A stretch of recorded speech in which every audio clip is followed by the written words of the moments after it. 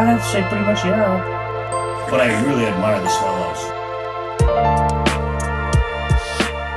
He's all hopped up on caffeine. He's packing 4 Zins at once. He's got so much Under Armour on. And I'm always like, why are you wearing Under Armour like inside? Is it a body conscious thing? Like, is it almost like a, like those body mold things women wear, like Spanx and stuff? He's like, no.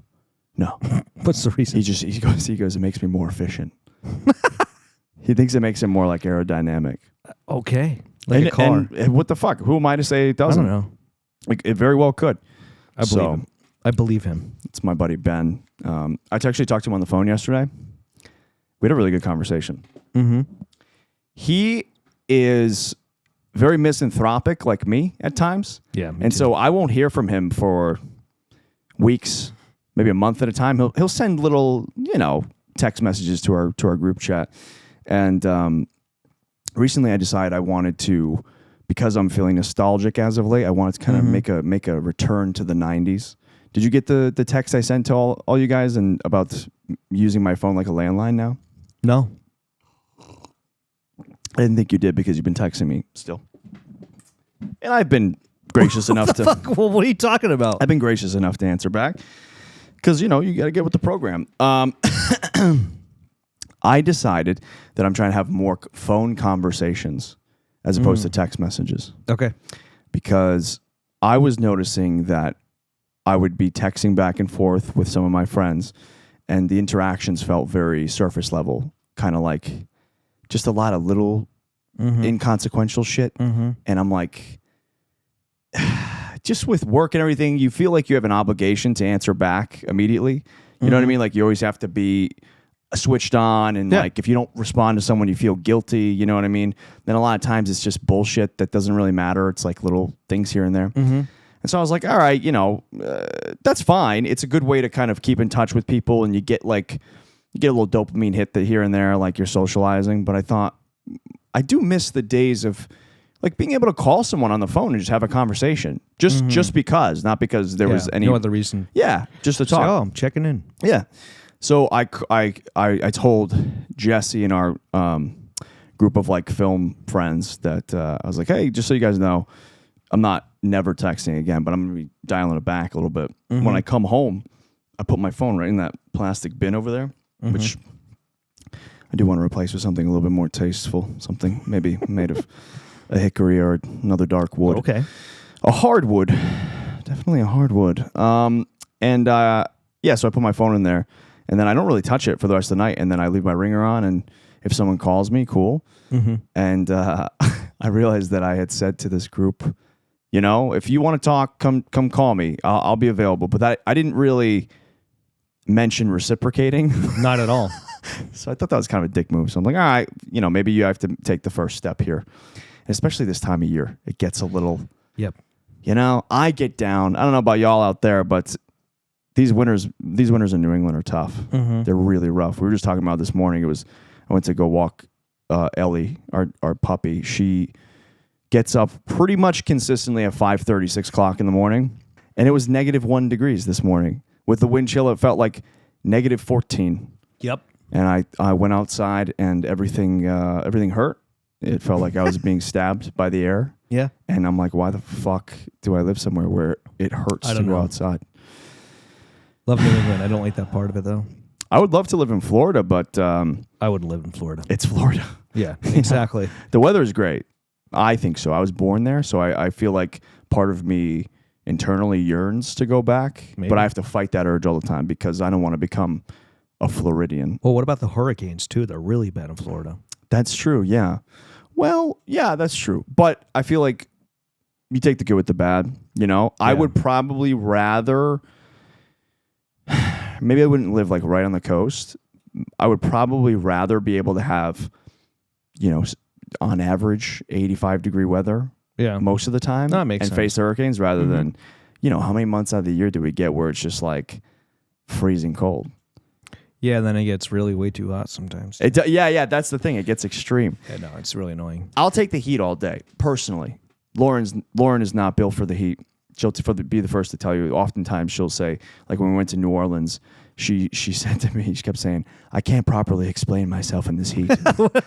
Her brain was just like melted. probably drained. Yeah. Yeah. I'm a swamp dweller. Oh, I know. Mm-hmm. Thanks for contributing. Anyways, so welcome back, Xander. Thanks. Welcome back, dear listener, to episode 3 of Pretty Much Yeah. We're going to be continuing our story of Lorenzo the Magnificent. Our source today is Magnifico, The Brilliant Life and Violent Times of Lorenzo de Medici by Miles J. Younger. Is the source. Younger. Miles J. the Younger.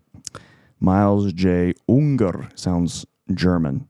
So yeah, anyways, I'm conscientious of how large of a glass of wine. Why? It's just like, it's non-alcoholic wine, but that's a big fucking glass of wine.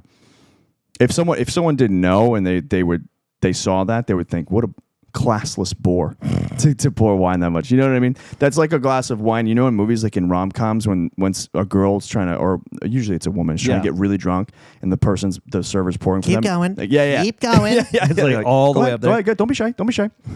That's like the glass of wine that would result from that. So, anyways, I'm excited. Are you excited to finish up? I'm hyped. Okay. Are you sure? I'm You don't excited seem to see. very excited. I am excited. Okay. Don't get shy because of the lights and the cameras, okay? This is show business, baby. I'm made for it. All right. I think you are. We're going to do this, and then we're going to go to the Super Bowl party at our friend Jesse's house. That's right. And we got to figure out how we're going to park because apparently it's going to be a nightmare. Xander, you ready to rock? I'd have to say pretty much yeah. Hell yeah, dude. All right. But anyway, so last time... Last time on a little inside joke there. Last time on Pretty Much Yeah, we left off with the violent death of Lorenzo's brother Giuliano at the hands of Francesco de Pazzi Poor Giuliano. and his band of shadowy conspirators. The weeks following the attempted assassination of Lorenzo de Medici were filled with blood-fueled mob violence as the frenzied city of Florence sought out any and all individuals associated with the now disgraced Pazzi family. During the gruesome rampage, over 70 people were brutally murdered, whether or not they had anything to do with the actual conspiracy. This bloodshed cast light on the sinister undercurrent that lurked beneath the gleaming veneer of the Renaissance metropolis. The crimson... I had crimson. Is that good? That's good. You added substitute for blood, yeah. The crimson-soaked streets would prove to be fertile ground for a new, more sanctimonious threat known to history as the Mad Monk, Girolamo Savonarola. His name was the Mad Monk. The Mad Monk was his That's cool. yes, his unofficial title. It's better than the other one. Which one was that? The gout-ridden one. Il Gotoso. Il Gotoso. The Gouty. We'll talk plenty about gout in this episode. Don't you Oh, is worry. there more? Oh. Of course there were. I don't even know why I asked Listen, pretty much anytime before now, there will be gout mentioned because it was a plague. It was a pestilence of sorts on the wealthy nobility of years past. Because I don't know if you know this, but gout is called the rich man's disease. Benjamin Franklin had it. Often it's due to people drinking excessively, usually wine, which would make sense. Also eating a lot of shellfish that causes flare-ups, essentially, of gout, and people wouldn't know. And so we'll talk about some of the methods that they used to cure gout, which were often ineffectual and actually more harmful than... no. They eat a whole stick of butter. It's going to help. Pretty much, yeah. Wow. Yeah. Except it's usually... well, we'll talk about it.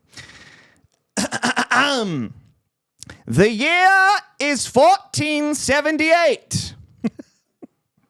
On April 30th, the Feast of Ascension, Giuliano de Medici is laid to rest in the Church of San Lorenzo at a jam-packed funeral. Everyone loved the vibrant, athletic, and handsome princely young lad who lifted things and put them down. I realized what you said. I could tell you blanked for a second. I was like, wait.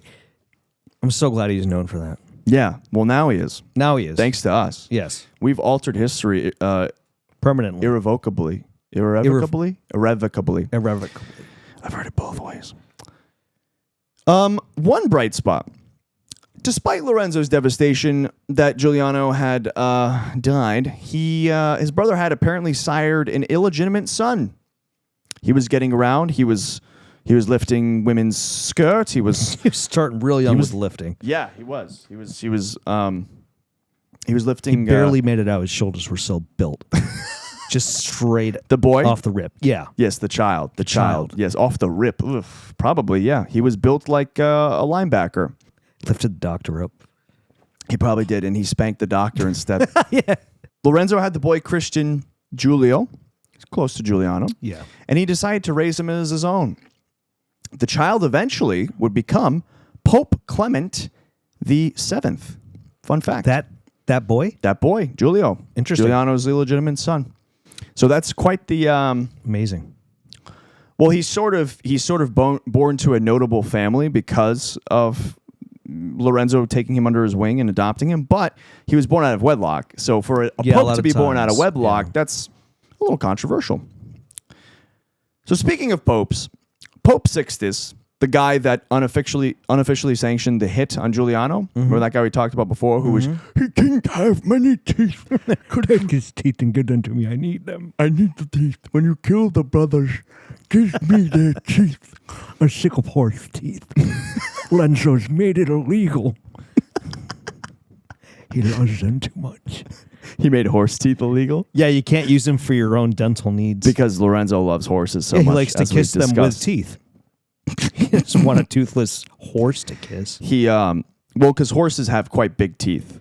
Yes. This is a known fact. So are you suggesting that maybe Lorenzo takes human teeth and, he takes horse teeth and he puts it in his mouth? He made it illegal for people to take horse teeth to make their own dentures when they're losing their teeth. Okay, but when he confiscated all the horse teeth, do you think he maybe fashioned? Oh, you mean the ones that were already made? Yes. Yes. Ones that were he already made some sort of a shrine. A shrine? Yeah. Do you think he also made himself a pair of dentures so that he could kiss his horses with their own teeth? With their own teeth. Now we are one. Somebody tap dancing over there? No, it's just Lorenzo kissing a horse. Do horses have lips? Yeah. I mean, somewhat, not like humans do. Because they do that. Yeah. Yeah. Okay. You would need lips to do that. We need a horse expert. I really don't know. Yeah. Go ahead and email into prettymuchyapodcast@gmail.com and let us know. Any horse experts out there? Do horses have lips? We need to know. I think we know the answer. Anyways, so Pope Sixtus, the toothless man, the toothless pope, was the guy who unofficially sanctioned the hit on Giuliano. Remember, he kind of was like, yes, yeah. He was like, I can't stop you. Right. That's pretty much what he said. He said, I'm not going to say yes, but I'm not going to say no because what can I do to stop you if you decide to kill this man in Mass, Easter Sunday Mass on Easter Sunday? Yep. Yeah. Pretty brutal. Yep. So he was really pissed that the assassination went awry, obviously. Oh, went awry. I thought you were going to say that they did it. I was like, they fucking told him that they were going to do it. Yeah, no, he was quite upset that it didn't happen as planned. He's determined to remove Lorenzo from power by whatever means necessary. Jeez. He finds his casus belli, which is Latin for the cause for war. Just so you know. That's pretty cool. Fun little fact. It comes from actually the Romans. The Romans would declare casus belli by throwing a spear onto enemy lines with a declaration of war. And the casus belli would be the reason that they're declaring war. And it could be anything from, actual disputes as far as trade negotiation or an imagined slight, whatever they needed to. But there had to be a reason for warring on an enemy. I never knew that. Yeah, so casus belli. So he found his casus belli in the recently hanged conspirator Salviati de Pazzi. And I think I cut it out from the last episode because I had mistakenly thought that it was the brother of Francesco de Pazzi. I believe Salviati was actually his cousin. Oh, okay. But he was the one who was hung outside the same building as Francesco, and while they were writhing around, he bit into Francesco's chest and ripped a chunk out as he was like writhing in agony.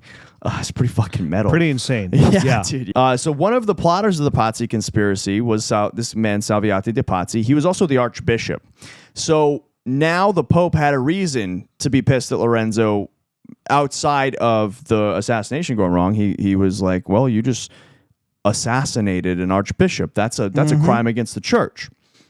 I got you, motherfucker. I got you backed into a corner. I'm going to get everyone's teeth.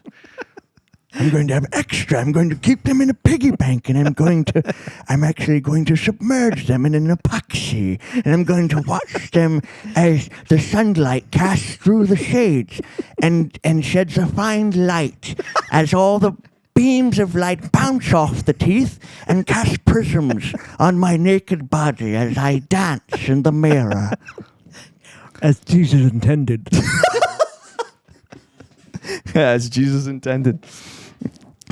So when the crowd threw him out the palazzo to dangle, that's when the Pope said, okay, things are not, God is angry. God is angry at you So people. did anybody survive from the initial assassination to rat out the Pope to say he had a part in this? How does this? Do they find out that the Pope had? That's part a in really this? good question. Yeah. So I'm actually not sure how widely known it was at the time, but we know because of contemporary accounts from writings and Right. diaries that why it happened. But what I'm saying is the Pope never faced any time for. We'll get to that. Oh, okay. We'll get to that. Thank you. Okay. So Lorenzo offers to step down in order that the people of Florence can escape the ire of the Pope. He basically says, I'll leave. I'll exile myself from the city. I don't want the people of Florence to suffer. The people of the Principality assure Lorenzo of their continued allegiance, and he hesitantly decides to go on. He goes, "Oh no, I couldn't do that to you people. Are you guys sure you don't want to exile me?" And then they're like, "No, they're casting themselves at his feet. We don't want anything to happen to you." And he's like, oh, "Okay, all right, we'll do this together, I guess." So he begrudgingly decides to stay. An emergency committee known as the 10 of War are assembled to help run the city during this turbulent period. Honeymouth Soderini is actually one of the members of the 10 of War. You don't say. Yes, he is. I've got 10 pots of honey for anyone who signs on the dotted line and becomes a member. Nobody likes honey like you do. No, everyone on the 10 of War has slits in their mouth, and it's like all infected. They've all got honey on their chins. That's how you know they're a member. Here, have some. From my dagger. We all have diabetes now. It's way too much sugar. I'm going to read an excerpt. United in their love for Lorenzo and their devotion to their native land, they declared they owed no obedience to one who had so brazenly abused his holy office. We and the people have proved Lorenzo to be, and with one voice we acclaim that he is, the defender of our liberties. We are prepared to sacrifice everything for his safety, which is the one undoubted guarantee of the safety and liberty of the state. Your charges move us to laughter, for you wish us to drive out a man who has in no way degenerated from his illustrious forebears, Cosimo and Piero, had he permitted himself to be slaughtered by your atrocious satellites, whom you sent to Florence for that purpose. Had we failed to recover our Palazzo Publico, the citadel of our liberties, from the hands of your traitors, had we delivered up ourselves, our magistrates, and our citizens to you to be assassinated, then there would be no cause of contention between us. Since you have occupied the chair of Peter, like St. Peter, everyone knows how you have used your office, bitch. It is too well known who is the enemy of the public good. Put on, then, a better mind. Remember that the keys were not given you for such uses. So it's God damn, they really let him have it. They went in. They were like, "You motherfucker, how dare you?"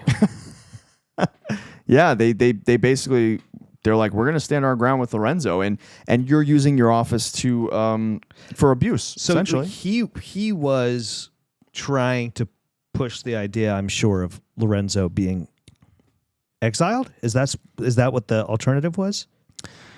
Yeah, so the Pope was saying if you get rid of Lorenzo, you rid him from the city, you cast him away, and he loses his power, everything's going to be fine. Like, that's so funny. Yeah, he's using his... He tried to kill him. He's like, now, if you guys just get him out of here, everything's going to be fine after he tries killing him. Right, and he uses the death of the Archbishop Salviati as the reasoning for that. But really, he just wanted Lorenzo gone the whole time because he's a threat to the papal authority. So anyways, Lorenzo is counting on support from Milan and Venice, right? We talked about, I think in episode 2, we talked about that little, those skirmishes between Milan, Naples, and Venice, and Lorenzo had sided with Milan and Venice, and Soderini at the time was trying to get with the King of Naples to kind of break up this trade negotiation. Is Pooh Bear. Yes. So, even though Lorenzo has backed Milan and Venice in the past, they're both kind of fickle. There's a lot of empty promises being cast back and forth. They're not really doing much. There's a lot of talk, you know? So Naples, under the Pope's orders, starts pillaging the Tuscan countryside. Wow. And Lorenzo is able to raise an army of his own. He has to do this by essentially dipping into the public funds in order to remain solvent. He actually even takes from funds that were set aside for bridal dowries. Because he's a banker, so he has access to all this money. Yeah. So he starts just taking the public money in order to fund his war against the Pope. Kind of wild. I hope to one day fund a war against the Pope as well. The thing is, Lorenzo's army being made of mercenaries is not great, because oftentimes when mercenaries are involved, they work for whoever has the most money, right? That's right. So they don't have an allegiance or loyalty to a state or a creed, right? They're just kind of like, if you pay me, I'll continue to fight for you. The second the money dries up, I'm gone. So it goes back and forth like this for a while between Naples and Lorenzo's army. And Lorenzo's generals, knowing that he's not skilled in the art of war, don't really pay him any mind as far as battlefield tactics. They're kind of like, yeah, okay, we might consider that, but they do their own thing. Like, fucking nerd. You don't know what you're talking about. You own a bank. Yeah, exactly. You're a banker. The Florentine army was also kind of unorganized and pathetic as a result, because they're like a sort of fractured group of like these slovenly. It actually kind of reminds me a lot of how Washington described the Revolutionary Army, American Army, the Patriots. Oh, really? Yeah, if you go back and listen to firsthand accounts, he is quite discouraged when he first lays eyes on the militia troops that we had gathered here in America to fight the British, because there is no organization, there's virtually no military training. The people who were part of the French and Indian War, I think, tried to help train these troops, but it was such a quick deployment, and they're fighting guerrilla warfare, and it's like the people are just like drinking a lot and not listening, and it's a rabble. It's a rowdy rabble of violent farmers. Well, it was just people. Yeah. Just regular people like, yeah, I'll fight for it. Sure. I don't know what I'm doing. Like you said, at the very least, they had loyalty. Like you said, with mercenaries, right? They go by whoever pays the most. Mm-hmm. They don't care. No. They'll fight if the money's right. That's right. Yes. So. Exactly. So, Lorenzo's bummed because he can't escape to the countryside at this point, because it's a major bummer. Like, war's like a major bummer, man. Damn. He can't go to the countryside because it's currently being ravaged by the enemy. Mm-hmm. So he can't get out there and frolic and ride his horses, and with his horse teeth in as he rides, and and they fucking chattering and shit. Yeah, and he's trying to figure out, like, he's like, God damn it, I was going to conduct my experiments to see if horses have lips after all. He's been writing in journals. Him and Leonardo da Vinci have been doing all these diagrams about horse faces and the shapes of the snouts, and they're both trying to figure out, like, if we take this quadratic equation and depending on the angle and the circumference of the mouth, Are there lips? Is it possible? What noises can they make? Can they talk like crows can talk? I swear they can speak. I hear them whispering to me. They speak to me every night. Yes, Clarice, I love you. His wife, who we determined was a horse. I mean, she was. There's no denying it. So his family is also boy. sent away. His horsewife is in the countryside with his equally equestrian inclined children. Yeah. All the while, his financial empire is crumbling because war is not good for finances. There are also outbreaks of plague within the city due to the population from both the city and the countryside being sequestered behind the walls of Florence. It's a lot of people. The people in the countryside of Tuscany had taken refuge in the city, so a lot of people. Also, no vaccines, no modern medical science, and you get a lot of sickness and people dying. So finally, Lorenzo decides enough is enough. The people of Florence are noticeably getting weary of this. They're getting that war weariness. I think that he is like, okay, they're not asking him necessarily to go away, to step down, but he can feel the general sentiment is starting to get a little bit, people are getting tired. A little bit sleepy. Not a good sign. Yeah. So he decides enough is enough. He leaves for Naples. He sails on a ship with two of the king's envoys, the king of Naples, to go seek an audience with the king to bring a swift end to the war. This is a very dramatic exodus. The way he does it is he slips away in the middle of the night with one advisor, and he leaves a note basically to some of the people of the Signoria. He gets to Naples, and he's there for a little while. The king actually greets him, not in person at first, but with some envoys, and Lorenzo actually makes a big display of freeing all these galley slaves, and he pays for all of them to be freed. Oh. And so he shows up in style, and now he's taking these funds from women's dowries, but he's using it to essentially make a political statement. Yeah. While he's there, he hangs around. He talks to courtiers, and he speaks with like court officials about philosophy and poetry. And Naples is cultured as well, and he's spent some time there. But he starts to get a little bit antsy. There's a lot of negotiating back and forth with the king, some feet dragging. Finally, he says, "Fuck this, I'm out." Fuck this. And he leaves on a boat. He just is like, "I'm done. Like it's been too long. I'm out of here." And actually, when he leaves, the king's like, whoa, okay. You got a deal. So he signs the peace treaty. When Lorenzo arrives back in Florence, which it was a rough ride, apparently. The boat had almost crashed against the shores of Italy several times. Terrifying. So to him, he's like, he's coming back on the boat, kind of self-defeated. He had been there for way too long. He missed his family. And it was a really rough voyage back. He almost died, and he's just like, fuck. He gets to shore. He's exhausted. And then finally they get the message that actually the king did sign the treaty. So it's a win, but he's tired. He's tired. Yep. So peace treaty signed. Great. That's one thing down. However, shortly after, the arrival of the Ottoman Turks on the shores of Italy meant that the Pope's efforts were now split between Lorenzo and the Turks. And at this point, with the Ottoman Turks on your shores starting to pillage villages, wanting to wage war, they're a force of nature. This little petty squabble with a Florentine banker seems a little less severe. Important. Severe. Yeah.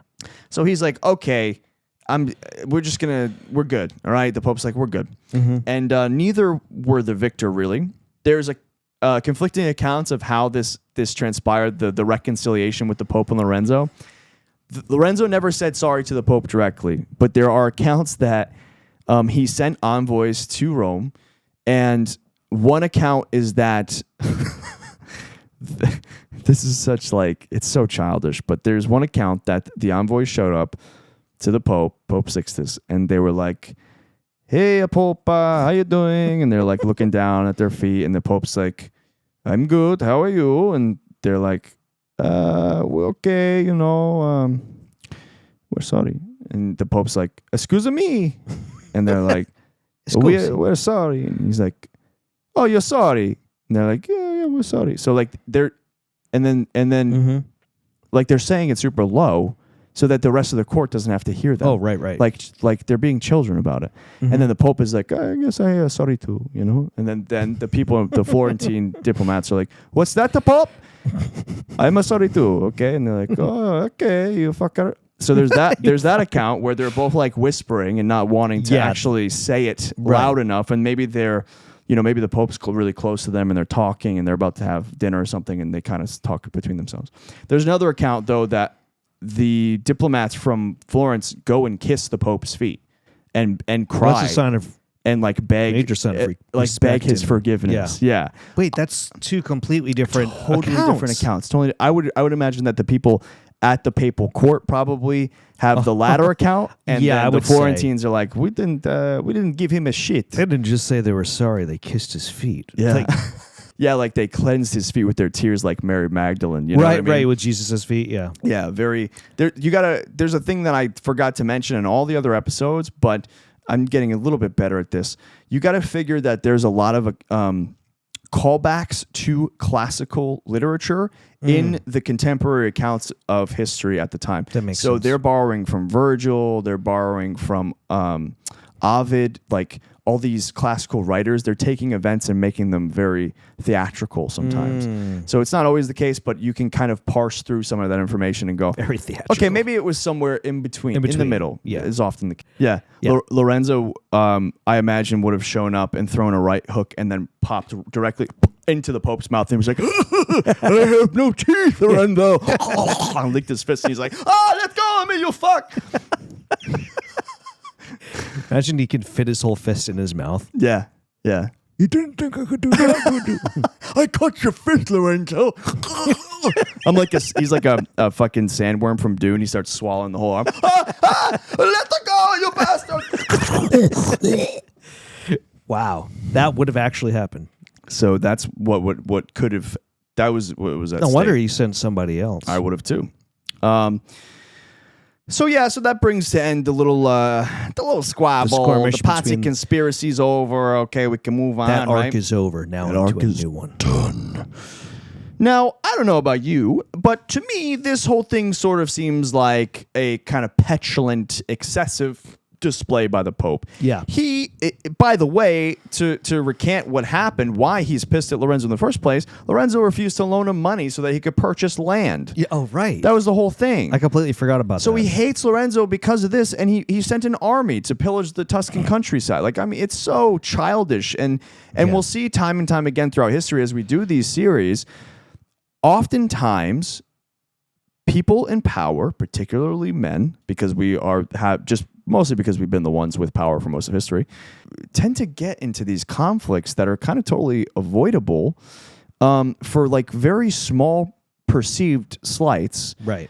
And it's the common folk, the people, the civilians who suffer because of these childish, fucking emotionally unstable. Yeah, their egos are hurt. Narcissists. Hey, you hurt my feelings. Yeah. So now all these people are going to die. Yeah, that's always how it is. Because you hurt my feelings. Yeah.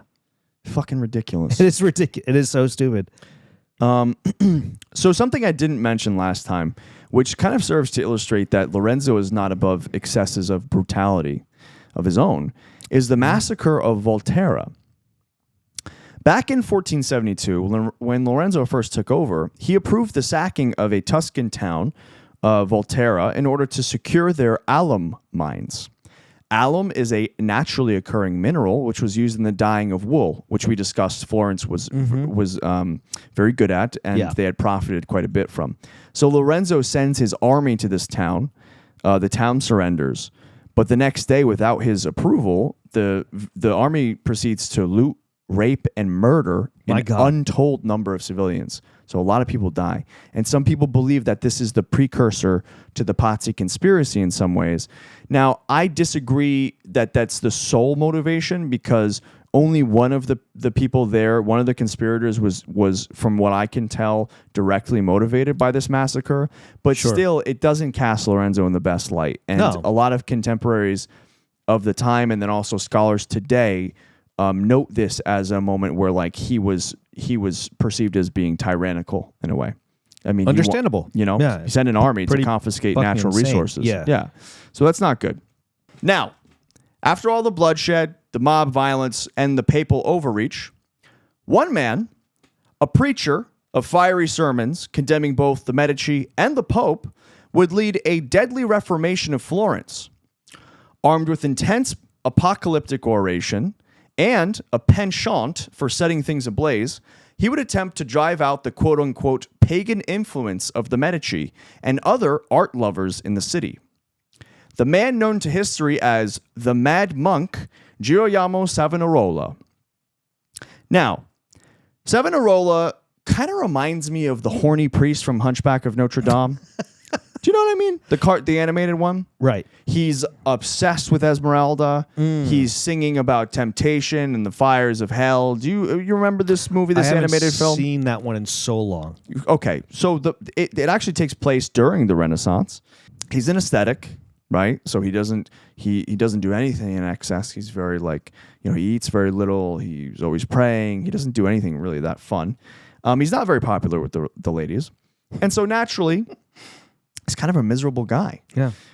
He preaches about lust, vanity, greed, and he's obsessed with how sexy all the women are with their covered heads and, floor-length, multi-layered gowns. Because that's what they wore. They covered their hair. They wore huge dresses with many layers. He's just like, they're showing too much. oh my God, it is so, the temptation is overwhelming. I saw a pinky toe today. Oh my God. Could not believe my eyes. I saw a woman wearing a bunch of horse teeth around her bare neck, and I could not control myself. Lorenzo's was like, that's my wife. It just goes to show also that,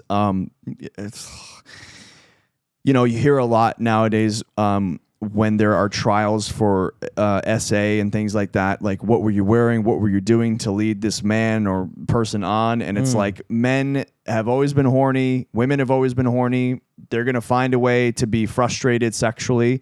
This man happened to be being repressed, a monk, I'm sure, doesn't incredibly do anything repressed to help him, yeah. Right. So there's the repression, which is on the opposite side of, extreme sexual liberation, and maybe somewhere in between might be a balance. I don't know, but I don't think it's good to repress yourself to the point of, being in like a mad religious fervor and where you're pissed off at everyone and you think God is, seeking. Yeah, dude was an OG incel. Yeah, basically. Yeah. He really was. And it didn't help that he was, in addition to all this, short, and he had intense black peering eyes and a hooked nose. And he also had a raspy croaking voice. Oh, he sound a little bit like fucking RFK Jr.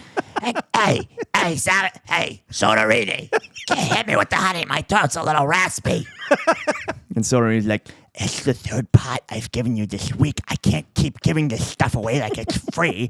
It costs money. We don't have any wool left because you keep making blankets to wrap around your neck.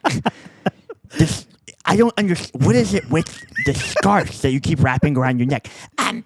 What I'm doing is I'm making a bunch of scarves to wrap around my neck, and then I'll give them out to all the women in the congregation so that there is not an inch of flesh being shown while I'm doing my fiery orations.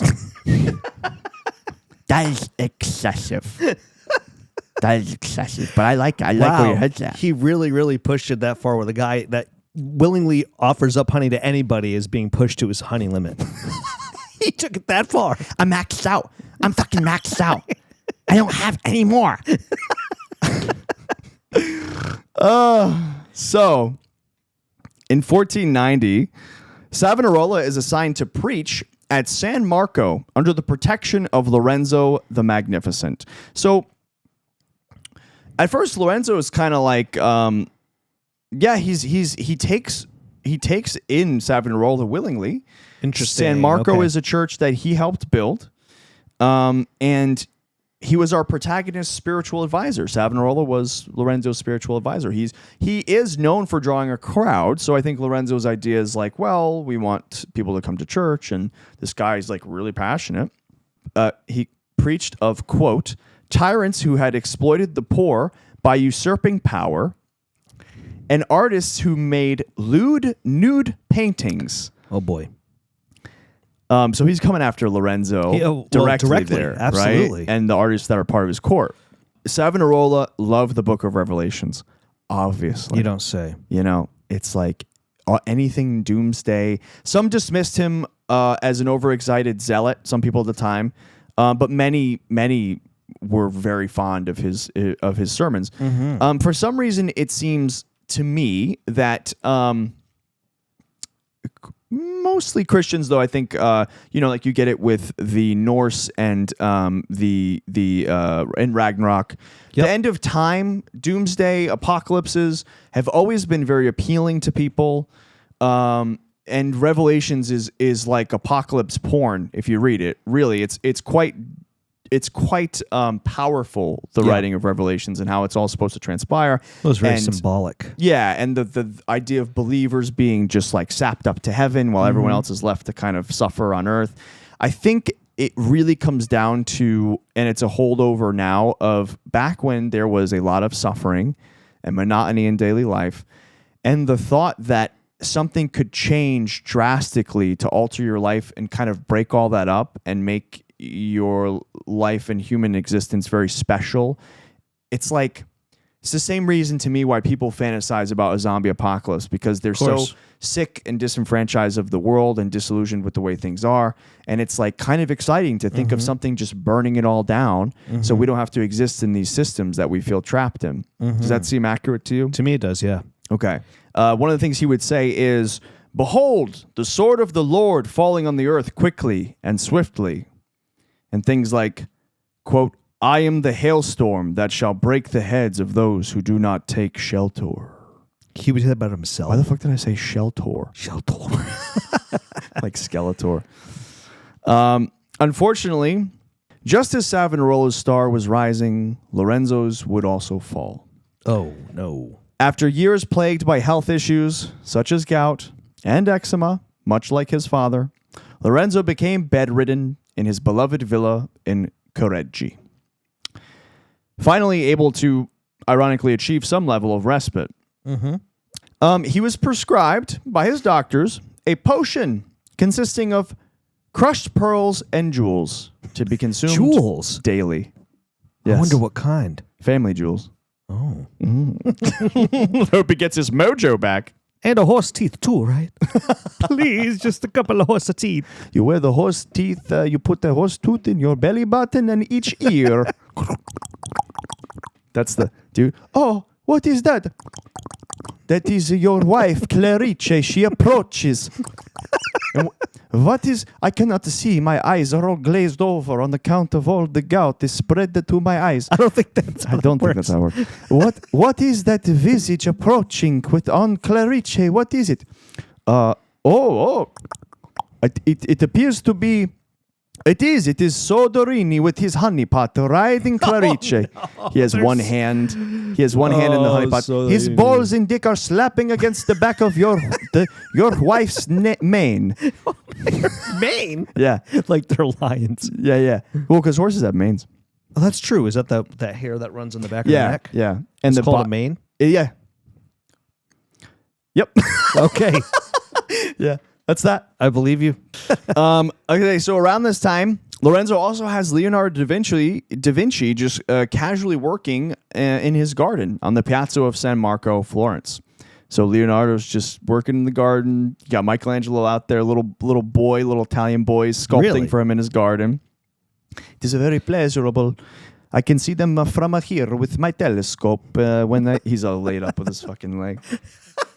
Clarice, go pick up Leonardo. I need a foot rub. Why was Leonardo good at those? Because Leonardo uses a fucking hammer and chisel to chisel away all the gouty fucking secretions that have hardened on his foot. Amazing. Yeah. I'm pretty funny. So at this point, his wife had died from consumption. Sorry, I got lost in my notes there. Yeah, at this point, What a jump. the way that I didn't really think Okay. about the structure of that. His wife, I Sadly think, passed was away. ridden into her grave. She died. She was a woman, from what we know. That's what the scholars tell us. And she died from consumption in her 30s, so she was quite young. Oh my God, that she's really young. Yeah, I think she was like 38. He couldn't even attend her funeral because he was in such debilitating pain, which a lot of people did not like. They were pissed off. They thought that he was callous by not attending his wife's funeral. You got to think back then, to travel, you'd have to travel by horse or like a horse and carriage, and it would be extremely painful if you had gout, and every bump was, I don't know. I probably would have toughed it out, but he was a banker. Yeah, I mean, didn't you say that she didn't have much of a personality anyway? It's weird because, yeah, I read that she was basically just like in all of her correspondence to him, very devoted, doubting wife, but she would say things like, as long as it pleases you, and I await your arrival, and all. Maybe they didn't have a great relationship. I think it was just, It's very transactional. That's how everything was possibly. back then. It was very sexist. He did, however, I think he respected her because he respected his mother, Lucrezia. Lucrezia was a very learned woman. She did love art and poetry, and I think Clarice, coming from the Orsini family, the clan, she did have some upbringing as far as education in the classics, so they were able to talk about some things. She married him. Yeah. She'd have to, right? I would think so. Yeah. So the only, I guess, silver lining was that the death of his wife did bring him closer to his children. As his health deteriorated, he became obsessed with providing for his children and preparing his haughty, irresponsible 20-year-old son, Piero, for succession. Does that sound familiar? Yep, sure does. Lorenzo was 20 when he took over. He named his son after his father, Piero. And Piero would actually later kind of run the Medici fortune into the ground. It's kind of a story as old as time. You get the grandfather who makes a ton of money, and then the sons successively squander it more and more until they get farther and farther away from the thing that actually made the money, which was the banking. He wants to go around and cavort with prostitutes and philosophers and artists and drink and be merry, and he doesn't like the banking side of things as much, but that's what makes the money. Meanwhile, while all this is happening, his wife dies. He's a little bedridden. You got Savonarola railing against railing against banking and usury, which, as we discussed before, was lending loans with interest. He's calling art vanity and noting that the famines, floods, and sickness in Florence are divine retribution. You have to seek penance. Of course. It's God punishing you. We don't know what germs are yet. It's like, it's definitely that God's mad at you that for reason, right? dancing and creating beautiful art, which is, not, it is a line of thought, a rhetoric that is not totally lost today. No. We do have, in many places in the world, including this country, sort of a pushback and people in positions of power, going after intellectuals, going after artists, going after anyone who thinks outside the box, thinks differently, who's not just solely obsessed with making money and increasing our GDP or making shareholders happy. There's like this anger towards this group of people that they see as elitist and sensitive and emotional, and like it's sick, but it's been happening always throughout all history since people started being able to make money. I think at this point, Lorenzo is just kind of tired. And I'm sure, he's exhausted. He's fucking bedridden. Yeah. And what is he going to do from his bed? Right. You know what I mean? How much could he control? I think Lorenzo thinks about, some of the things happening in Florence, and he doesn't necessarily disagree with Savonarola about certain things, but his approach is more to like poke fun at it, be a little bit silly and kind of satirical in some of his writings and poems. Savonarola is like taking a scorched earth policy. Oh yeah, he's all fire and brimstone. Overtly passionate. Well, yeah, sure is. Yeah. I'm going to read an excerpt actually concerning Lorenzo's point of view versus Savonarola's. Does that sound good? That's great. Yeah, I'm curious to hear. The result was that while Savonarola hurled abuse upon the world, Lorenzo regarded its defects with ironic detachment. In fact, they were a sort of amusement. The shortcomings of men became so much grist for the literary mill. It is obvious from works like The Symposium, a mock epic in which the heroes are all drunken louts, and his erotic novella Giacopo, that Lorenzo's opinion of his fellow man was no higher than Savonarola's, but his response was to poke fun rather than to scold. With his easy tolerance of the vices of men and his tendencies to indulge in many of them himself, he was less virtuous than the preacher, but also more humane. His writings show an appreciation for the rich comedy of the human animal and little interest in forcing him to mend his ways. Savonarola, by contrast, believes in human perfectibility while making too little allowance for human frailty. Both approaches had their virtues and their limitations. Savonarola was genuinely concerned with the plight of the poor and labored to address the inequalities that led to so much suffering. Lorenzo, while spending enormous sums on charity, never believed that he or anyone else could make fundamental changes to the way they were. See, that's the downfall. Lorenzo took things pretty much as he found them and was happy to exploit weak men and venal institutions for his own advantage. Savonarola cared too much for his own purity ever to engage in corrupt compromises. Tale as old as time. Tale as old as time. Those two contrasting points. Yeah. It's funny because I get it. You know? Yeah. I get that the mad monk being like, all this stuff is wrong with the world, blah, blah, blah. And you got Lorenzo like, I agree. Yeah. But what are you going to do? Right. It is what it is. You Yep. know what I mean? He's a little, obviously he seems like a little too relaxed about some certain things. Yeah. Like you said, he's like, I can't make a change. Like you're one of the most powerful probably families in Italy, which didn't exist at the time, but that area. Yeah. Like you could have made a change. Oh, 100%. So regardless, both the vitality of the illustrious Renaissance era and the great Medici ruler was fading. In early April of 1492, he called his son Piero to his bed to offer him words of encouragement. Then on midnight the following day, he called on the unlikeliest of people, Savonarola. I'm going to read an excerpt from what happened. Towards midnight, while he was quietly meditating, this is Lorenzo, he was informed that the priest bearing the Holy Sacrament had arrived. Rousing himself, he exclaimed, quote, "It shall never be said that my Lord who created me and saved me shall come to me in my room. Raise me, I beg of you, raise me quickly so that I may go and meet him." Saying this, he raised himself as well as he could, and supported by his servants, advanced to meet the priest in the outer room. There crying, he knelt down. Having just received the sacrament, it is unlikely that Lorenzo sent for Savonarola just so he could repeat the process. It's also highly unlikely that Savonarola, whatever he thought of Lorenzo's policies, refused to give him the sacrament, basically. There was an account that Lorenzo was asked by Savonarola, will you give freedom back to the people of Florence on his deathbed? And Lorenzo turns away dramatically and doesn't answer. And the contemporaries are like, that didn't happen. Sounds a little. Yeah, he sent for Savonarola. They probably had a conversation, whatever. Gave him his last rites. It is actually said that the night before, a bolt of lightning struck the Duomo, sending marble blocks crashing to the street below. When Lorenzo heard this, he sighed and said, quote, "Alas, I shall die because the stones fell towards my house." So there was a line in the city center and it fell more towards his house than the other side. So he thought, that's it. I'm gone. And it would be a prophetic vision that would prove to be true. On April 8th, 1492, Lorenzo had a crucifix pressed to his lips as he gave his last breath and succumbed to his illness. Wow. And with that, the life of Lorenzo the Magnificent was cut short at only 43 years of age.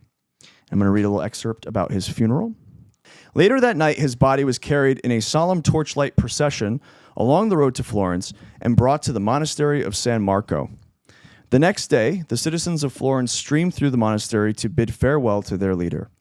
On the evening of April 10th, his coffin was carried the few blocks to the church of San Lorenzo, where in a quiet ceremony, attended only by close friends and relatives, he was lowered into the ground beside his brother Giuliano in the family chapel. So they were buried next to each other. That's sweet. Yeah.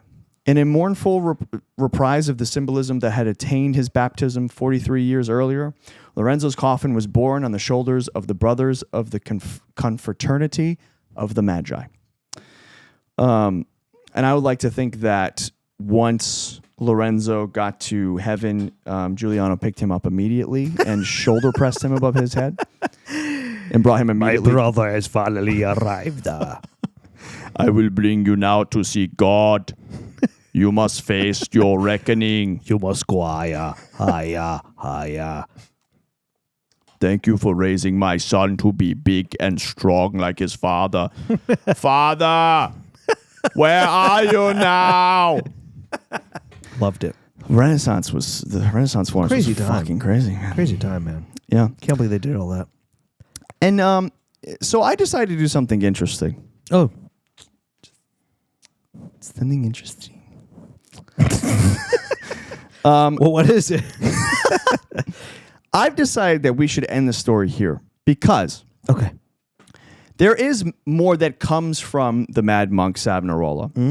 But Lorenzo dies before he knows what else transpires and before Savonarola's sort of reign of terror truly began. And so too will we end here. And we will let the listener decide if at a later date they would like us to pick up the story of Savonarola. But I think it's fitting that we end here because Lorenzo wouldn't have known what would happen, and I think that it's a nice little tease in case we ever want to return to it. It is an interesting story, so if you guys want us to cover that, and we can tag that in with some other notable characters at the time. There's Leonardo da Vinci, Michelangelo, and we can bring him back. So let us know if you guys would want us to cover Savonarola at a later date. Yeah, what happens to him? The Mad Monk. However, on the next episode of Pretty Much we're going to talk about Assassin's Creed 2, the game, and the story of Ezio Auditore. And Lorenzo serves as a bit of an ally and aid to this character, Ezio, the main character of Assassin's Creed 2. So we can talk a little bit about how that feeds in and how they've altered history a little bit in the game. But I want to also focus on like the story and kind of the cool things that happen there. Something for our video game folks out there, our pop culture friends. So next episode, we're going to be covering Assassin's Creed 2. Thank you guys so much for watching, for listening. Do us a favor. It's only episode 3. We are just starting out, but we need as much momentum behind us as possible. So please share, subscribe, follow us on Spotify, YouTube. We're going to be on Apple Podcasts at some point. I'm having a tough time actually setting that up. I think Apple's a little janky right now. But where else are we? Oh, yeah. We have an Instagram. It's Pretty Much Podcast. Our TikTok is Pretty Much Podcast or PMY. You can find us on there. And do you have any closing thoughts, Xander? I'm excited for the next episode. Have you ever played an Assassin's Creed game? Yeah. I think I played when it first came out, I played the first one. Okay. Nice. But I didn't play the second one, I don't think. Okay, we're gonna have to get you. We're gonna have to brush you up on that. We're gonna have to get briefed on the game, and maybe we'll sit down. We'll watch a little YouTube video, a little breakdown. Let's watch a little recap, a little gameplay, a little something Italian. I would love that. All right, thank you, Xander. Thanks, guys. Thank you, Nate. Thanks, guys. I have to say pretty much but I really admire the swallows.